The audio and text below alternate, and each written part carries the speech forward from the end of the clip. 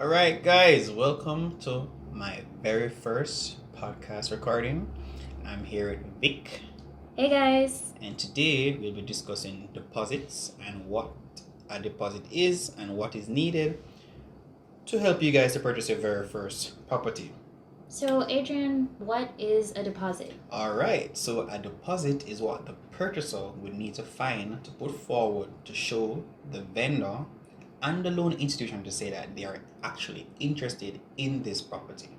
And when you say purchaser, you mean I'm the person who's buying the property. Yes, you, the person that's buying the property, will be classified as the purchaser. Nice. So, why do I need a deposit? Why can't I just bring the cash there and say, like, give me the house? Well, in the event that you're buying the property cash before you can move forward, and for the paperwork to be put together, a deposit would be required to get certain stuff started. And if it is that you're going to take a mortgage, the loan institution would not want to give you all of the money because then everybody could afford a property. So they want to see that you have a vested interest in the property.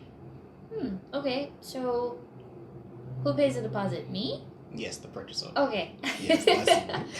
All right, but like, how much money should I put down for my deposit? Should I have like $1 million? Should I have like 200? All right, so the deposit is actually a percentage of the sale price of the property. So, for instance, let's say the property is being sold at $20 million. Then your deposit, that's normally 10%. For now, sometimes it's 5% because we have a change in transfer tax and stamp duty. So some institutions will accept 5%, but the standard is 10%. So 10% of 20 million, that's $2 million, and 10% of 10 million, that's just $1 million, and then 10% of a land for, let's say, $2 million, that's just 200,000. So it's always a percentage. But 10% is a good figure to have in mind. 10% is the best figure to have in mind. One, it lowers your mortgage payment per month when you pay a high deposit, and two, it's better to have more money than less. True. So, can I borrow my deposit? You can. Do I recommend it? I don't. I would recommend that you save your deposit, because when you take a deposit from the same, let's say, I don't want to call any names. Let's say I go to Bank X. Yes, you go to Bank X and you get a mortgage for, let's say, 7%, and you're paying $50,000 a month for $10 million. However, you borrow a deposit of $1 million, and you're paying the same $50,000 or $40,000 for $1 million, because that'll be classified as an unsecured loan, because they're actually not tying it to anything. Oh. And then you pay basically twice the mortgage for way less money. Right, so it's debt on debt. Yes, which is ridiculous. What are some common mistakes that people make with their deposit? Well, the biggest mistake that people make is that once they pay that deposit, they believe that they own a property. You don't own anything. What? Because there are other fees that are associated with real estate. And it's not just you paying that deposit. It will allow you to, I am now the new owner. You have transfer tax, you have stamp duty, you have valuation fees, you have closing costs, and tons of things can go wrong after you have paid the deposit. So it's technically not your house until you have had a letter of undertaking. And it's not inside of the deposit. And it is not inside of the deposit. Okay. Who should I give my deposit to? Another mistake that people make is that they think that they should give their deposits to the realtor or to the owner of the property. That's not how it works. You should pay your deposit to the attorney, and the attorney puts your money in something called a client account, and then after certain things have been done, like the sales agreement have been signed and other documents and sent over, and the transaction is completed, the money is transferred to the vendor's account.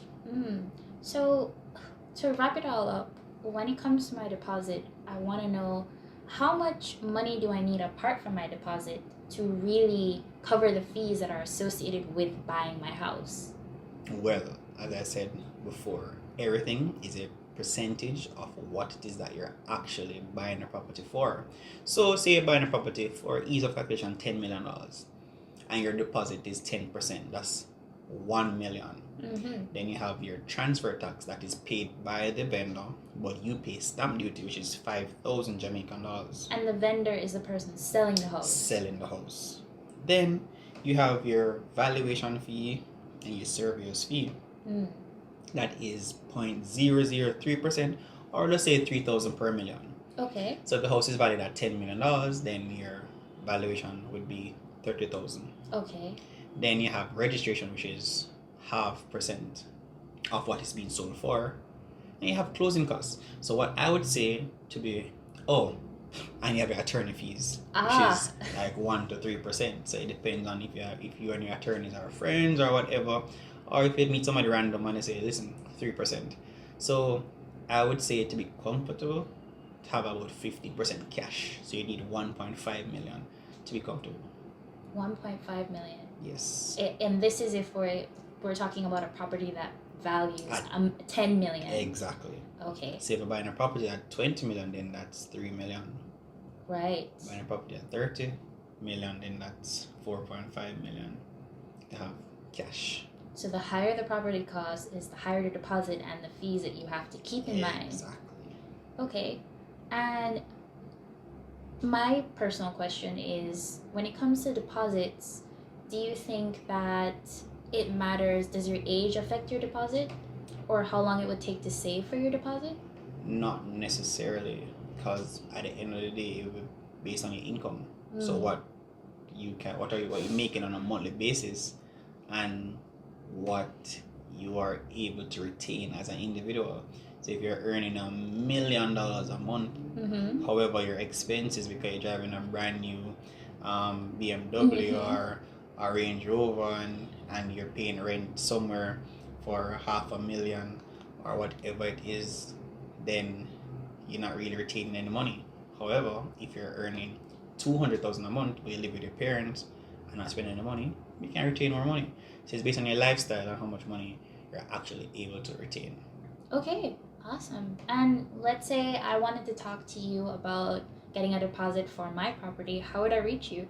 Well, you can call me at 876-313-9466, or you can reach me by email at adrian_hilton@hotmail.com. Oh, and I have Instagram as well. Oh. The Realtor Adrian. Are you also on TikTok? I am at the Realtor Adrian. Saw some nice properties on your TikTok. Definitely. And much more to come. All right. And when can we look out for the next episode of your podcast? Well, I'm going to speak to Vic about it. So it's in planning, It but is. coming very soon. Definitely.